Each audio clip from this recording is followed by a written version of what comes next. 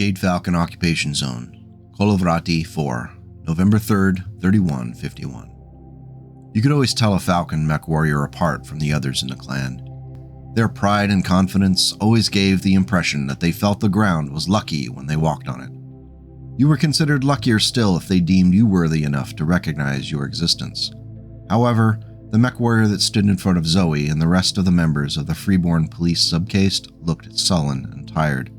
This wasn't what any of the police recruits had seen before, and it was extremely concerning. If there was a word that described a freeborn civilian's life under the Jade Falcon clan system on Kolovraty, it would be routine. You worked the same job, usually the one your parents had. You ate the same rotation of food rations, and you lived your entire life in the town or city in which you were born. It had been that way for nearly Zoe's entire life, and even though some did talk about what life was like on Kolovraty before the Falcons came, it remained a nebulous concept for her. She was ready to accept that she would join her parents in one of the many mines that dotted the rocky spine of the planet's largest continent. It came as a surprise to her when her father suggested that Zoe request to be reassigned to the police cadet program. While neither of her parents could be described as Jade Falcon enthusiasts, they did see the police program as an opportunity for Zoe to have a better life outside of working in the mines. Just days after her 16th birthday, Zoe stood along with 25 other recruits under pouring rain waiting for the camp's officer to come out and recognize them.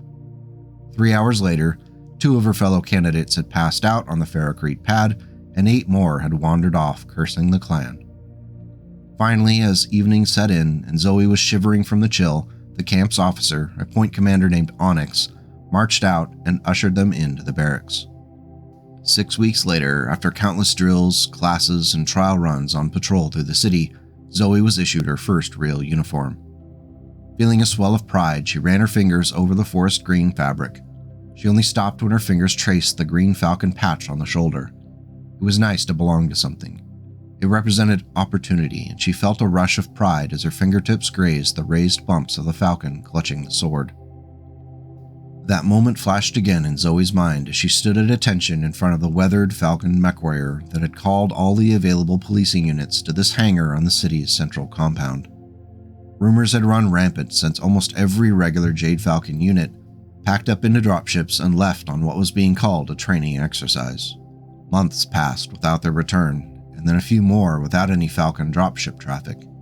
It didn't take long for people to notice, and the local policing units had been busy trying to keep order in the urban areas. I am Mechwarrior Delia. You are here today because a threat looms over Kolovraty. There are dropships inbound that are owned by our enemies and seek to destroy everything we have built, the Mechwarrior said in a cold tone. Zoe's heart began to pound at her chest as she listened to the dire threat. The forces from the inner sphere seek to return you to bondage, serfdom, where you will toil for the profits of oligarchs rather than for the benefit of your clan and your people. When these ships arrive, they will outnumber us, outgun us, and will likely offer no quarter. It will be brutal, and I cannot guarantee that any of us will survive. The Mechwarrior continued to speak as she scanned the free-birth military police in front of her. However, what they cannot take from you is the opportunity to retain your honor and fight for something bigger than yourselves. Kerensky had a vision of a universe without the petty trials and tribulations of mankind, and if we stand and fight for it, even if we perish, that brings us one step closer to ultimate victory. Zoe joined in when the chorus of shouted "Selah!" from her peers. Her heart was full of determination. She would defend her family and the clan from these bloodthirsty invaders. Told they had just over a week to prepare, Zoe's unit was tasked with shoring up a series of defensible lines around the Jade Falcon compound within Paxton, the continent's core city. There were 2 major thoroughfares through the city at perpendicular angles, with the base at their intersection. If there was to be a last stand, this would be the best place to try and hold it as long as they could. Maybe, if some had predicted, help might arrive in time. Jade Falcon Occupation Zone, Kolovraty 4, November 9th, 3151. Zoe caught a sandbag tossed to her by Fire, one of her friends from the unit. It wasn't his real name, but he liked to play coy about what it actually was. The nickname was good enough for him, so the members of the point didn't question it. "I'm not sure these sandbags will do much good against one of those mech lasers," he said as he held the next bag being filled. "Probably not, but it's good for keeping us busy," Zoe responded with a hint of sarcasm. "At least we will finally be able to use those pulse laser rifles. It was never any fun being issued the standard stuff," Fire said just before tossing the next bag down from the back of the flatbed truck. Zoe caught the bag with an oomph sound and turned to place it on the growing stack. The same activity was taking place at a dozen other locations along the streets and in mid-sized buildings surrounding them. When the truck was finally empty several hours later, Zoe's unit trudged back to the base to rest. They had been at this for days, and even if they knew time was short, all the grunt work was getting to them. Thankfully, or unfortunately, time was up as the base's general alarm sounded and people started to quickly move to predetermined positions. Zoe and the other 25 police from her point had been assigned to a side street just off of the main thoroughfare. What was left of the Falcon regulars were on the main streets. They were warriors deemed too old or unable to help on whatever journey the rest of the Falcon's talents had left on so many months before. Fire had even heard that they had emptied out the brig and told a few Falcons being held there for serious crimes to either fight or die on the spot. Zoe didn't know if she believed that story, as the thought of a Falcon warrior committing a crime that couldn't be handled quickly in the circle of equals was unrealistic. They had different standards than regular folk. Still, it was nice to see at least some real warriors on their side, even if they did look like a rough lot. As Zoe and her point headed up the stairway to the third floor of an office building, she could feel the gentle thumps of a battle mech in the distance. From her position at the office window, Zoe watched as a Falcon mech lumbered past the front gate of the base. Its steps were hampered by a right leg that was practically dragging behind it. "It's a Cauldron-born, but that leg looks foobar. No wonder they didn't take it with them," Fire said over Zoe's shoulder. Everyone with a view watched the heavy mech drag itself into place behind a makeshift pile of vehicles. When it finally stood still, the bum leg looked almost normal. The comlink crackled to life with the sound of a Falcon officer's voice. Zoe continued to look at the mech as she listened. "We have 4 dropships incoming to the outskirts of Paxton. Looks like they are headed right for the prize. Remember your honor, Falcons. Remember the honor of your clan. Fight like hell and make them pay for every centimeter," the voice said before cutting out. The silence that followed was suddenly very scary to Zoe as the enormity of what was coming hit her. Before this, the impending attack was just a possibility. Now it was coming, and they were going to be fighting whatever came out of those dropships with rifles, grenades, and makeshift traps. Zoe checked her rifle for the 10th time in the past 5 minutes. Everything looked good, but she wasn't confident with it. They did let them fire it a few times at targets days ago, but it was hardly practice. "We have touchdown and disembarkment," the comlink explained. "Did you get to talk to your parents?" Fire asked while sitting next to an old filing cabinet.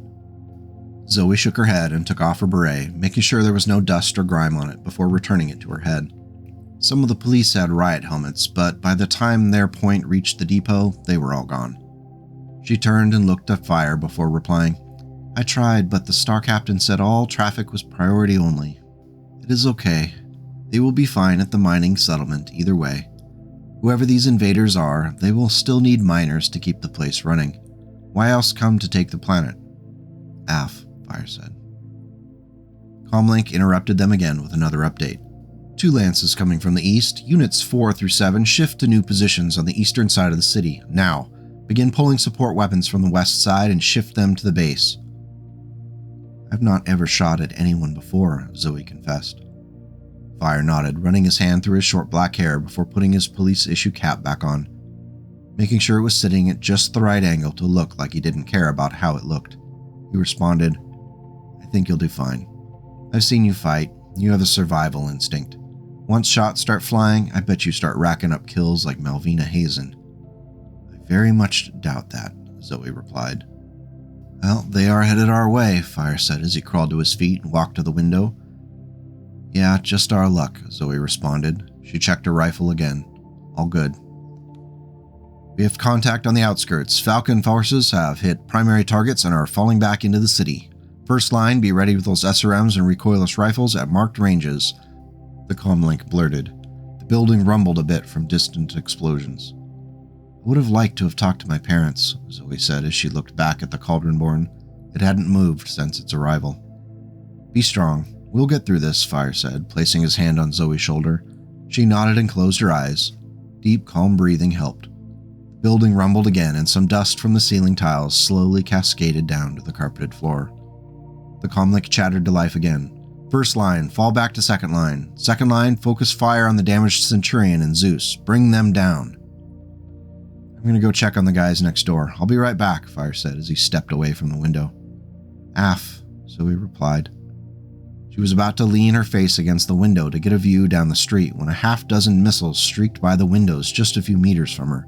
The windows violently rattled, and several in the building across the street fell and shattered on the street below. Zoe fell back, grappling for a rifle as the exploding missiles shattered most of the windows on her side of the building. Suddenly, everything was much louder, even through her ear protection. The rush of air from outside mixed with the stale office atmosphere, and she could smell the burnt explosive chemicals and acrid smoke. Brushing the broken glass from her uniform, Zoe saw that her hands were shaking. She pressed them to her thighs to try to force them to stop. Signing up to the local police was one thing. Fighting in a war with battle mechs stomping around was something else entirely. Second line, fall back to third line, the comlink blurted. This time, the voice sounded more stressed than before. The building was consistently shaking now, both from incoming fire and from impact tremors of a half-dozen battle mechs. Zoe could hear the machine gun emplacements below them on the street open up at some unseen target. When she peeked her head out of the now open window, Zoe's eyes went wide with fear as she saw the oncoming battle mechs leading a column of vehicles and soldiers on foot. Instead of coming down the main thoroughfare, they were using this side street. The strange mech's shoulders were too wide and simply ripped through the sides of the building when it passed. Looking down at the street, she watched the Falcon warriors who had survived long enough to fall back to this third line of defense. It was easy to see how some considered them alien, as the men and women seemed to fight without fear, roaring as they fired their weapons and tossed grenades far into the distance. It really was awe-inspiring. Zoe was so enraptured by it she didn't realize Fire had returned until he rapped on her shoulder and signaled to start firing. Zoe nodded and brought her laser rifle to her shoulder. Scanning for a target, still a ways in the distance, the enemy soldiers on foot were doing a good job of staying in the cover of vehicles and battlemech steps. Fire was shooting next to her, and Zoe felt the pressure to join in. She spotted one soldier peeking from behind an armored vehicle of some sort, and she squeezed the rifle's trigger. With no cartridge or powder to burn, the only way to know the pulse laser rifle fired was a generated click and a slight artificial rumble. At the other end of the pulsing beam, a jagged black scar was burned into the hull of the armored vehicle. It looked like superficial damage, but moments later, return fire showered the office with additional broken glass and plaster bits. Zoe rolled back and covered her head. When the shooting moved on, she looked up to see the battlemech stride past the windows, followed by falling glass and bits of ferrocrete. Then, unfortunately, the mech stopped mid-stride, turned, and then smashed into the building where Zoe, Fire, and the rest of her point were hiding and fighting. The next several moments were broken up into flashes of trauma, screaming, falling debris, and scrambling away from the mech as it seemed to back further and further into the structure. At some point, Zoe's cap and ear protection was knocked off, and a roar of the battle rushed into her ears. At one moment, she saw Fire reaching out for her. Another moment, she thought she had a foothold.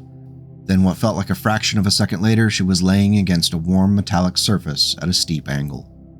Opening her eyes, Zoe realized it was actually an armor panel on the battlemech which had crashed into the building. Only after slowly pushing away, feeling the aches of a dozen bumps and soon-to-be bruises, did she understand her predicament. Zoe's feet were perched on a piece of steel which had once supported the flooring, but most of her weight was on the mech's armor panel. Knowing it could move at any moment and send her plummeting down 3 floors to the rubble below, Zoe closed her eyes, took a deep breath, and pushed back hard, grabbing for the door frame behind her. The ferrocrete dust which coated her made getting a grip with her gloves tough, but thankfully it held. It was fortuitous timing, as just moments later the battlemech moved. Pulling herself into the doorway, Zoe braced while more of the building fell in the mech's wake. That's when she saw the Cauldronborn.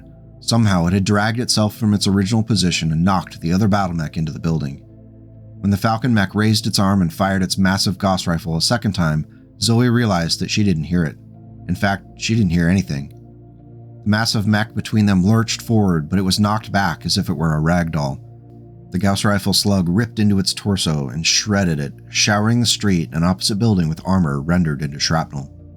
Gripping the doorway to an office that was no longer there, Zoe had a front row scene to the death of a battlemech. It fell so slowly that it felt as if the world had shifted into slow motion. With one arm out, it fired its laser at the Cauldron-born's direction, but it was unaimed and only briefly lit up the sky. Then it was down with a rumbling crunch.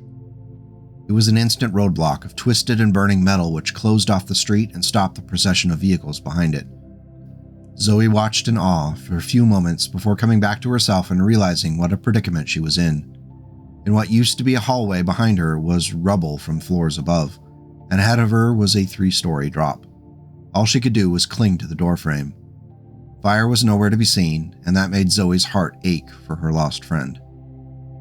Looking out at the street again, she could feel the rumble of footsteps from a mech approaching. It was the Cauldron-born moving onto the street, firing lasers and missiles at the now retreating column of vehicles. It was all so surreal to Zoe as she could feel the pressure changes, the heat, and could see the weapons being fired, but with no sound at all. She looked down at the Cauldron-born as it moved up to the mech that it had slain. From the side, Zoe could see down into the silvered cockpit glass and just barely make out the Mechwarrior inside. It looked a bit like Mechwarrior Delia, and Zoe assumed it was. She hadn't seen any other mechs or Falcon Mechwarriors since before the mass departure. The Cauldron-born fired another set of missiles, then turned slightly toward Zoe, as if the Mechwarrior had just noticed something in her peripheral vision. Shifting a bit in her precarious position, Zoe began to panic as the Cauldron-born's right arm extended toward her. It looked like it was about to fire that massive Gauss rifle right at her. Zoe closed her eyes and waited for the death to come, but the rifle didn't fire. After a few seconds, she opened her eyes again and saw the arm was moving, gently waving back and forth just under where she was standing. Realizing what this was, Zoe nodded and took a breath of courage before stepping forward, away from the doorframe. Just barely sticking the landing on the forearm of the Cauldron-born, Zoe scrambled to find a handhold as the mech started to move the arm out of the ruined and collapsed building. Brought out into the hazy sunlight, Zoe dangled with her rifle still on her sling over her shoulder. Her fingers ached as she gripped the edge of the piece of armor with all of her strength. Finally, after what felt like minutes but was closer to just a few seconds, she had to let go and tumbled the last 2 meters to the ground with a painful thud. Left looking up at the massive machine now, Zoe coughed and tried to regain her breath. Unfortunately, she had precious little time because now there was incoming fire aimed at the Cauldron-born. Explosions from LRMs peppered the heavy mech and forced it to flinch before it returned fire. Zoe crawled to her feet and stumbled away from the mech, heading toward the compound, only to be knocked against some fallen ferrocrete by an explosion. Looking back, she saw the invaders had rallied behind another mech, which was now advancing on the Cauldron-born. It fired a medley of different lasers and another flight of missiles which pummeled the Falcon mech yet again. Zoe pulled herself over the rubble and used it for cover, still unable to hear the battle around her.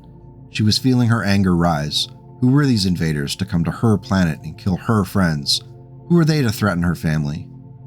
The questions swirled over themselves in her brain as she pulled the pulse rifle up with both hands and checked to see if it was still functioning. It seemed to be, so she lifted it up and aimed right down the street through a gap in the makeshift battlemech roadblock. She squeezed the trigger and felt the gun shake. Then she fired again. Zoe wasn't quite aiming so much as just pointing the rifle in the direction of the foes who were bearing down on them. She fired again. Again. Zoe's eyes filled with tears as the Cauldron-born ahead of her was slowly worn down, armor pitted and torn away by unceasing fire. The Gauss rifle fired one last time before the whole right arm was sheared away by blue lightning of a particle projection cannon. An explosion against the left torso knocked the mech back, placing more weight on the already damaged right leg, which buckled under the stress. The mech struggled to get back up, but another volley of missiles rained down on the Cauldron-born's torso, exploding deep in the internal structure. Finally, a good time after it would have been a wise choice to punch out, the cockpit bolts blew and Zoe watched as the Mechwarrior ejected. Rocketing up above the nearby buildings before the chute opened, Zoe looked up to see where the ejection seat might land. She was horrified to see lasers and autocannon fire streaking past it. They were aiming for it. A lucky autocannon round caught the slowly descending seat on a corner and sent it spinning. The lines of the parachute became tangled in the rotation and the Mechwarrior plummeted to the street below. Roaring in anger, Zoe turned back and found a target. This time she was aiming when she spotted the soldier climbing over the leg of the first fallen battlemech. She screamed as loud as she could, even though she couldn't hear it, as she squeezed the trigger and sent a pulsing bolt of laser square into the chest of the target, who fell as if it dropped from cut puppet strings. Zoe picked a new target and fired again, then again. She kept firing until the gun no longer thumped in her grasp, and a few times after that, squeezing the trigger on a weapon that was no longer responding, until she felt hands on her shoulders, pulling her back. She dropped the rifle and lashed out at those who grabbed her. She kicked and punched until one by one she felt her limbs restrained. Opening her eyes, Zoe saw police from her unit. They were yelling at her, but she could only shake her head with a lack of understanding. Former Jade Falcon Occupation Zone, Kolovraty 4, November 12th, 3151. Zoe hadn't said a word since she was dragged from that street. The fight was over, or at least that's what she was told in a written note, that she was being handcuffed to a hospital bed. A doctor had given her some sort of medication which made concentrating difficult, but at least she was able to sleep. Figuring out what day it was in the windowless medical tent was impossible.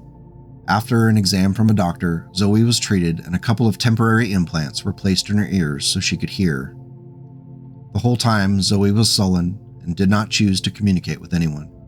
She felt a deep harm, and it wasn't satiated by the fact that she was still alive. It burned inside of her like a furnace, and the optimistic person she once was had been replaced by something bitter and damaged. One evening, she was just falling asleep when someone walked up to the side of her bed. She couldn't make out his face except for glaring eyes that caught light given off from the medical equipment. The beating she took was fierce. She could do nothing to defend herself from the damage he did with his fists. Through stars and fireworks in her skull, she could hear him yelling about his fallen brother. Stitches and more medical attention followed when Zoe's condition was discovered in the morning. 4 hours later, she was brought to another tent. This one was smaller, with only a metal table, a couple of chairs on each side, and a single mobile light post. Still handcuffed, Zoe sat, looking like she had been hit by a truck, quietly waiting for whatever would come.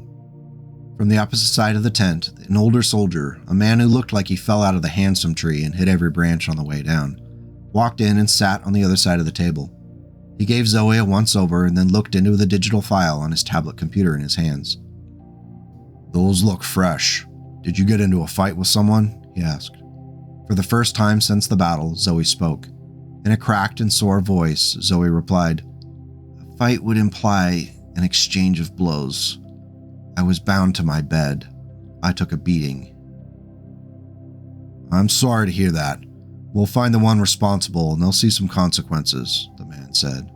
He continued, "I'm Captain Alex Chalmers of the 1st Hesperus Guards. You're currently a POW until we can sort out up from down." Zoe looked up and asked, "What is a POW?" Captain Chalmers nodded and responded, "Prisoner of war. Like I said, just until we can figure out what to do. Most of your comrades have made it pretty clear that they were forced into participating in this defense of this base as part of the Falcon occupation." Zoe shook her head, unable to understand what he was talking about. No one was forced into anything. After a few seconds, she said, "No one forced me to do anything. I was defending my home and my family." Chalmers frowned slightly and placed his tablet down on the table. Zoe was able to see that he had her personnel file open on it. Searching for the words for a moment, he said, "You grew up under this occupation. Jade Falcons took this planet from its rightful owners. Now we finally liberated it, and you, from their oppression." Zoe listened to the words and weighed her response carefully. She had learned early on in life to be careful about how you spoke to warriors. There was every reason to do so when speaking to this captain. Zoe remembered the word from the speech before the attack. It stuck in her brain and it wouldn't let go. Finally, after nearly 10 seconds of silence, the word passed her lips, just barely loud enough for Chalmers to hear it. She said, "Serfdom." "Excuse me?" Chalmers said, leaning forward in earnest interest. "If the Falcons were oppressors, you are liberators. What's the difference? My friend is dead. Who knows what will happen to me now, or my family? What do you offer except a different person to tell us what to do?" Captain Chalmers leaned back, considering his response for a moment before saying, "We offer you self-determination. You'll no longer be locked into a case. You can control your own destiny." Zoe suspected that she was being offered a poisoned chalice and bristled at it. She had determined her career under the Falcons. She had worked hard to get where she was, and these invaders had taken it all away. Chalmers continued, "It doesn't really need to be that big of a deal. We saw the vid footage and you fought hard, but you don't have to toss yourself onto the lot of the Falcons who are waiting for trial," and he stopped himself mid-sentence. "Trial and what?" Zoe asked. "Prison or execution for those who committed serious crimes. Several Falcon warriors did things yesterday that need to be accounted for," Chalmers explained. "I killed your warriors yesterday. I'm a Falcon. I guess my fate is set," Zoe said. Chalmers sighed and rubbed his temple in frustration. Zoe actually felt a little thrill from that. He leaned and explained, "You're one of only a few natives of Kolovraty who's holding out here. Everyone else accepts the reality that you aren't Jade Falcons, but an occupied people. They came here and enslaved your parents. You are a product of their system." Zoe's eyebrow rose and she responded, "Should I be a product of your system instead?" "No, it's not like that," Chalmers said, reaching out to place his hand on Zoe's wrist. She recoiled as if it were searing hot and he retreated. Zoe glared at the man before saying slowly, as if talking to a child, "I am Jade Falcon." Chalmers sighed again, grabbing his tablet in frustration and said, "You understand that likely means prison instead of walking out of here today. You killed 2 soldiers after the surrender was declared. I understand the circumstances, but people want justice." Zoe did listen to his words, but she was thinking about what she saw during the battle. The acts of ferocious bravery she witnessed both in the streets from the Salama warriors and the Mechwarrior Delia. They fought for the clan that had kept them safe her whole life. She fought for the clan. What would she be if she walked away like the others? Zoe sat up straight in the middle chair, looked the man directly in his eyes, and stated clearly, "I am Jade Falcon." Captain Chalmers nodded, stood, and walked out of the tent without saying another word. Zoe watched him walk out and waited several seconds before she slumped her shoulders and leaned forward. She placed her forehead against the metal table and let the tears flow. The end. Thank you so much for giving the story a listen, and a huge thank you to Big Red 40 Tech for the commissioned art piece created by the very talented Art Claude Bruce.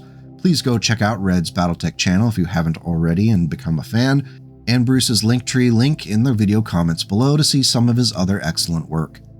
It has been so much fun writing these short stories for you. I promise they will continue to show up on the channel along with the usual lore and history content. It's important to me that the channel be value added for the BattleTech community, and my way to do that is to write some fun stories. Even if I know they're not going to generate thousands of views, I know there are a lot of you out there who are dedicated to the channel and do appreciate them, so I'm going to keep going. If you do want to directly support this kind of work, the best way to do that is to become a channel member. That tosses a few dollars my way each month, so I can keep this project running a little bit longer. Every lore video takes about 12 hours worth of work, and these short stories can take even longer. I really do appreciate the support and consider this a community effort. Thank you again, and until we meet next time, take care and go make the world a slightly better place today and tomorrow.